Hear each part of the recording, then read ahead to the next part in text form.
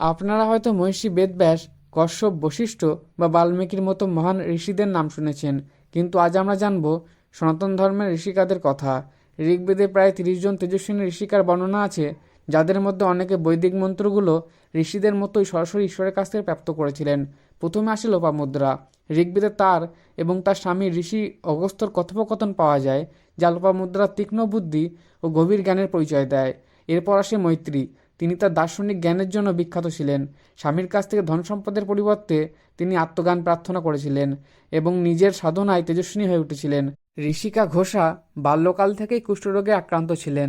নিজের অগাধ জ্ঞান ও দেবভক্তির গুণে তিনি কেবল সুস্থ শরীরই ফিরে পাননি, বরং 14টি বৈদিক মন্ত্রও প্রাপ্ত করেছিলেন।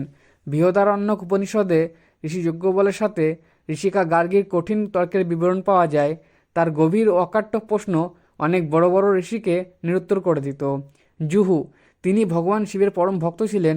কঠোর তপস্যা এবং কেবল ভেষজ ও জল সেবন করে তিনি অসামান্য আধ্যাত্মিক শক্তি অর্জন করেছিলেন। বৈদিক কালের এই উদাহরণগুলো আমাদের ধর্মে নারীদের মাহাত্ম্যপূর্ণ স্থানকেই তুলে ধরে। তাই আমাদের সকলের একান্তিক চেষ্টা করা উচিত, যাতে সমাজে সমমর্যাদা আমরা পুনরায় স্থাপন করতে পারি।